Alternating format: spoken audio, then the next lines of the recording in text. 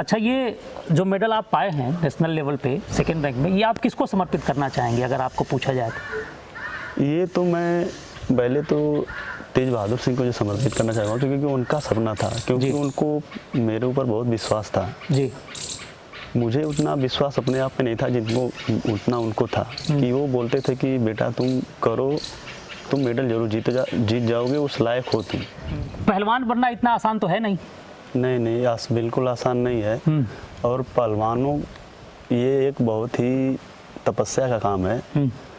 और हमारे पिताजी मतलब बताते हैं कि जैसे कि बेटा पहलवानी मतलब ये नहीं है कि कोई गेम खेलो, ऐसे नहीं, ये करना है तो आपको पहले तो अच्छी मेहनत करनी पड़ेगी, उसके बाद नियम संयम से रहना पड़ेगा। मतलब आपकी यहाँ तक की यात्रा में करमपुर स्टेडियम, स्वर्गीय तेज बहादुर सिंह साहब और श्रीमान राधे मोहन सिंह जी और आपके गुरु श्रीमान अदालत जी और हमारे पिताश्री और आपके पिताश्री राम जी पहलवान, इन सब लोगों का आशीर्वाद और सहयोग आपको मिलता रहा? जी बिल्कुल, इन लोगों का सहयोग मिला है, तभी मैं आज देश में दूसरा स्थान आया हूँ, सिल्वर मेडल जीता हूँ। कौन से स्टेडियम पे जाते हैं आप प्रैक्टिस करने? ये मेघबरन सिंह स्टेडियम करमपुर है। जो कि स्वर्गीय तेज बहादुर सिंह जी का स्टेडियम है।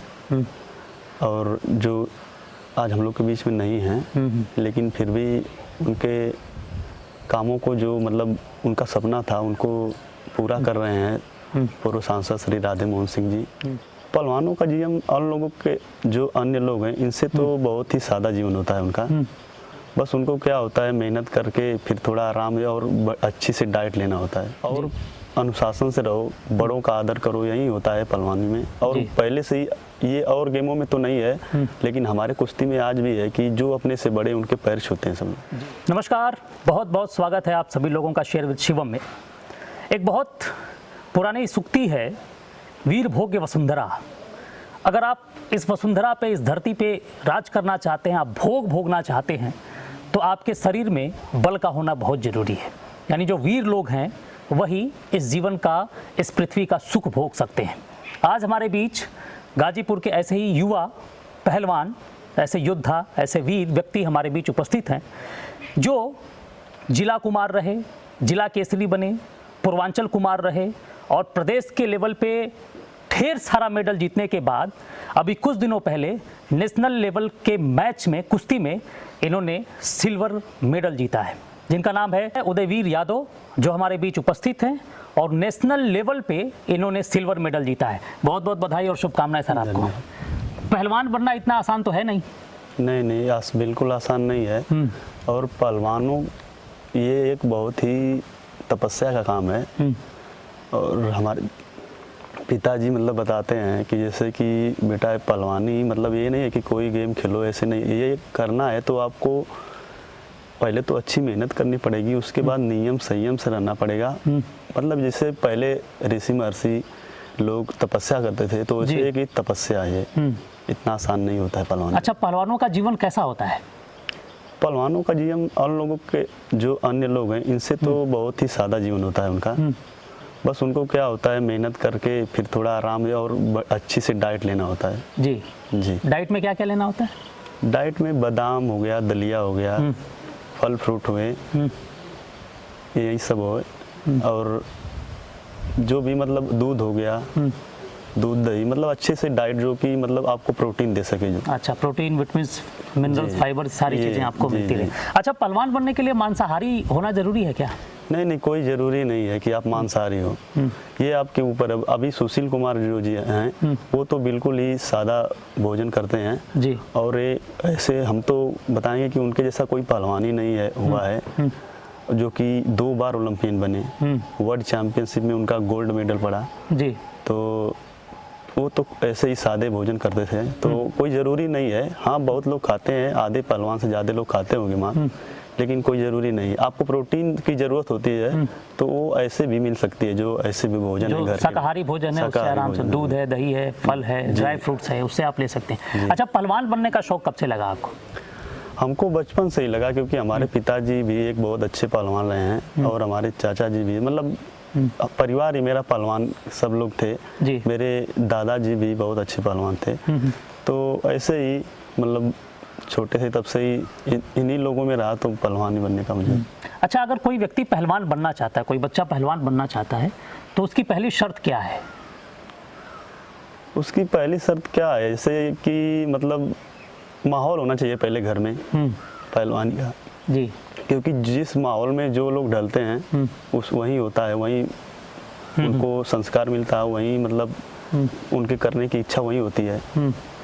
तो यही होता है, कोई ज़रूरी नहीं कि पहली कोई भी इच्छा हो, घर के माहौल और संस्कार से ही होता है। अच्छा, बड़ा अनुशासन होता है पहलवानी में? बहुत ज़्यादा अनुशासन होता है। अगर आप पूरा डिसिप्लिन है, मतलब अगर टाइम जो दिया गया है उस टाइम पे आप पहुंचो, जितना टाइम मेहनत कराते हैं लोग उतना करो, उसके ऊपर भी आप करो और अनुशासन से रहो, बड़ों का आदर करो, यही होता है पहलवानी में। और पहले से ही ये और गेमों में तो नहीं है, लेकिन हमारे कुश्ती में आज भी है कि जो अपने से बड़े उनके पैर छूते हैं सब लोग। जी। अच्छा, आप एक पहलवान हैं और नेशनल लेवल पे आप सिल्वर जीत के आए, तो आपका जो डेली रूटीन है एक पहलवान होने के नाते, वो सुबह से शाम तक का क्या है? कैसे आप मैनेज करते हैं आपका डेली रूटीन जो है? मेरा डेली रूटीन है कि मैं सुबह 4 बजे, मतलब आज से नहीं 10 साल हो गए होंगे, मैं 4 बजे उठ जाता हूँ, अपना फ्रेश हो सो के सुबह एक आध फल सेब या केला 1-2 खा के मैं सीधा ग्राउंड चला जाता हूँ। कितने बजे चले जाते हैं ग्राउंड पे? ग्राउंड पे 5 बजे, 5:30 बजे, जिस हिसाब से, अगर मौसम के हिसाब से होता है। जैसे गर्मी है तो 5, 5:30 बजे, और सर्दी है तो थोड़ा सा और लेट 6 बजे, ऐसे होता है। और उसके बाद वहाँ पे जाके पहले रनिंग करना, फिर वार्म अप होकर मेहनत करने के बाद फिर जो कुश्ती लड़ते हैं हम लोग अखाड़े में, कुश्ती लड़ते हैं, या अगर मैट में है तो मैट पे जी। तो उसके बाद फिर आने के बाद बादाम पीस के, फिर दलिया वलिया खा के, फिर नहा धो के थोड़ी देर के बाद खाना। तो ग्राउंड पे कितने घंटे तक आपकी वर्जिश चलती है?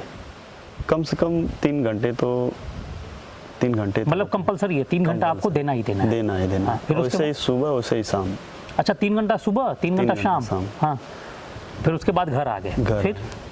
फिर घर पे आके वहीं बादाम पी के, दलिया उलिया खा के, फिर उसके बाद अपना नहा धो के खाना वाना खा के, तो 2 घंटे आराम भी बहुत ज़रूरी है जी। और ऐसे ही नींद लगती है जब प्रैक्टिस करने के आने के बाद, तो फिर सोना, फिर शाम को वहीं प्रैक्टिस 4 बजे निकल जाते हैं हम लोग। अच्छा, दोनों टाइम आप जाते हैं प्रैक्टिस? दोनों टाइम प्रैक्टिस। अच्छा, कौन से स्टेडियम पे जाते हैं आप प्रैक्टिस करने? ये मेघबरन सिंह स्टेडियम करमपुर है। अच्छा। जो कि स्वर्गीय तेज बहादुर सिंह जी का स्टेडियम है, और जो आज हम लोग के बीच में नहीं है, लेकिन फिर भी उनके कामों को, जो मतलब उनका सपना था, उनको पूरा कर रहे हैं पूर्व सांसद श्री राधे मोहन सिंह जी। तो ऐसे मतलब हम लोग का माहौल ही मतलब शुरू से रहा है पहलवानी। उसके बाद फिर हम लोग गए भी ऐसे स्टेडियम में जहाँ पे हॉकी से ओलंपियन मतलब बहुत अच्छे खिलाड़ी निकले, तो एक मतलब वहाँ पे भी जाने के बाद एक दूसरी ऊर्जा रहती है। अच्छा, स्टेडियम का पूरा सहयोग आपको मिलता रहता है? जो भूतपूर्व सांसद राधे मोहन जी हैं और जो वहाँ के कोच हैं, जो खिलाड़ी हैं, इन सब लोगों का सहयोग मिलता रहा जी? आपको? पूरा सहयोग मिलता है, और वो एक ही नहीं, हर खिलाड़ियों को अच्छे से सहयोग देते हैं। अच्छा। चाहे वो हॉकी खेले, चाहे वो कुश्ती लड़े।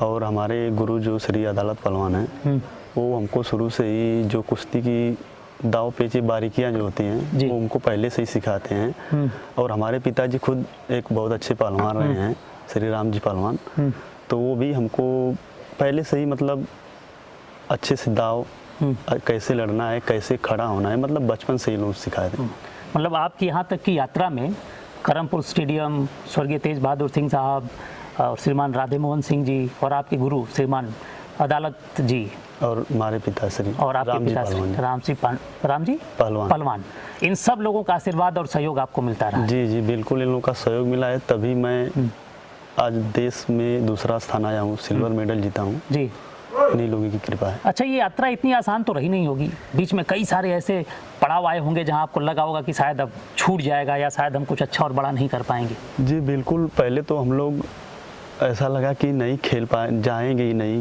उतना दूर कौन जाएगा खेलने। लेकिन मैं मतलब कहीं पढ़ा था कि जो लिखा था कि मतलब अगर कोई अवसर मिले तो उसको आप छोड़िए नहीं, उसको छोड़िए नहीं, अगर आप उसको छोड़ेंगे तो दूसरा कोई मतलब लेने के लिए तैयार रहेगा जी।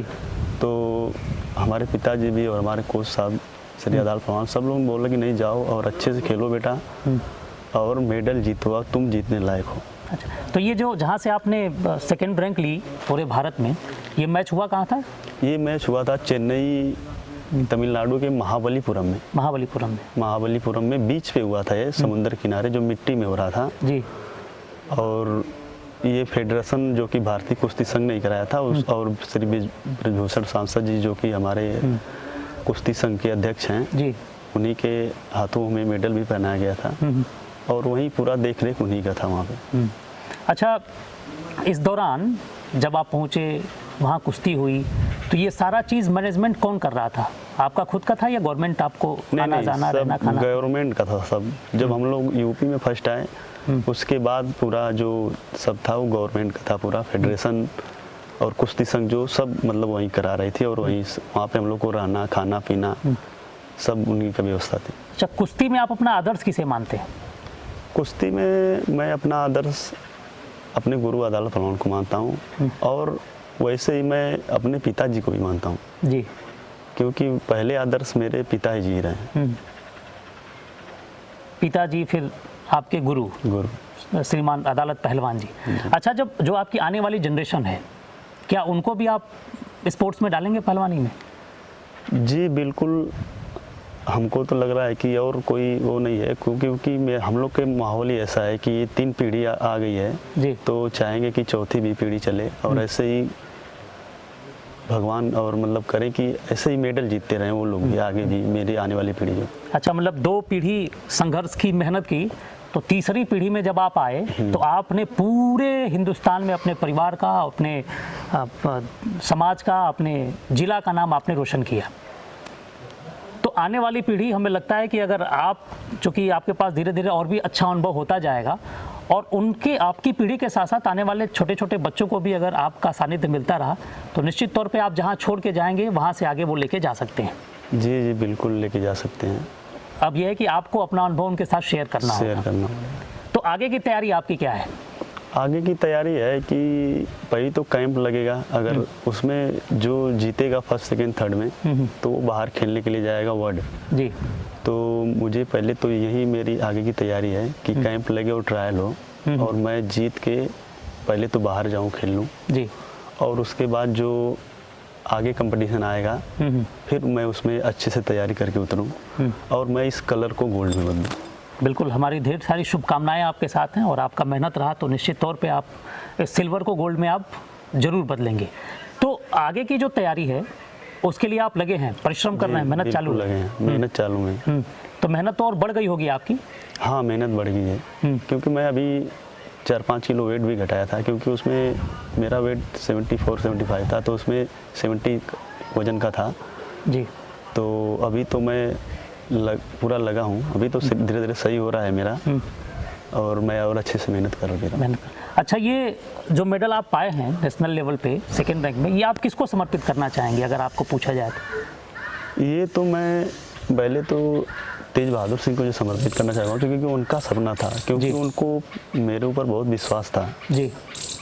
मुझे उतना विश्वास अपने आप पे नहीं था जिनको उतना उनको था कि वो बोलते थे कि बेटा तुम करो, तुम मेडल जरूर जीत जाओगे, उस लायक हो तुम जी। और उसके बाद भी मैं अपने गुरु और अपने पिताजी को समर्पित। बिल्कुल, अगर कोई सफलता आपको राष्ट्रीय स्तर पे मिलती है तो उसके पीछे आपके स्टेडियम का, आपके गुरु का, आपके माता पिता का, आपके दोस्त का, आपके समाज का, आपके लोगों का बहुत बड़ा सहयोग होता है, तब जाके आप कहीं कुछ बहुत बड़ा करते हैं। और हमारे क्षेत्र, सैदपुर के क्षेत्र में करमपुर एक ऐसा स्टेडियम है जिसमें से कि कई सारे बच्चे हॉकी में, पहलवानी में और भी सारी चीज़ों में निकले और वो कोई आर्मी में है, कोई रेलवे में है। और सबसे खुशी की बात यह है कि अभी उदय वीर यादव जी जो हमारे साथ बैठे हुए हैं, अभी कुछ ही दिनों पहले इन्होंने नेशनल लेवल पे सेकेंड रैंक हासिल की। साथ में उसी करमपुर स्टेडियम से 2 हॉकी के प्लेयर ओलंपिक में खेलने गए थे और जो भारत को ब्रॉन्ज मेडल मिला है उस करमपुर स्टेडियम का भी बहुत बड़ा योगदान रहा है। तो करमपुर स्टेडियम को तैयार करने में स्वर्गीय तेज बहादुर सिंह जी का बहुत बड़ा संघर्ष और बहुत बड़ा परिश्रम रहा है। उनके न रहने के बाद भी, उनके स्वर्गवासी हो जाने के बाद भी उनके बच्चे आज उनके सपनों को पूरा कर रहे हैं, राष्ट्र का नाम रोशन कर रहे हैं, समाज का नाम रोशन कर रहे हैं। उसी बीच आज आपने सुना उदयवीर यादव जी को जो नेशनल लेवल पे सेकेंड रैंक सिल्वर का मेडल लाके अपना, अपने परिवार का, अपने देश का, अपने प्रदेश का, अपने जिला का नाम रोशन किया है। हम सब की बहुत सारी शुभकामनाएं आपके साथ हैं। अभी आपने बोला कि इस सिल्वर को हमें गोल्ड में बदलना है, तो निश्चित तौर पे आपके गुरु का आशीर्वाद आपके साथ है, स्टेडियम के सभी बड़े बुजुर्गों का आशीर्वाद आपके साथ है, आपके पिताजी का आशीर्वाद आपके साथ है, और पूरे गाजीपुर के साथ साथ पूरे उत्तर प्रदेश के लोगों की शुभकामनाएं आपके साथ है। निश्चित तौर पे आप आने वाले समय में सिल्वर को गोल्ड में जरूर बदलेंगे। आपने समय दिया, इसके लिए बहुत बहुत धन्यवाद। धन्यवाद।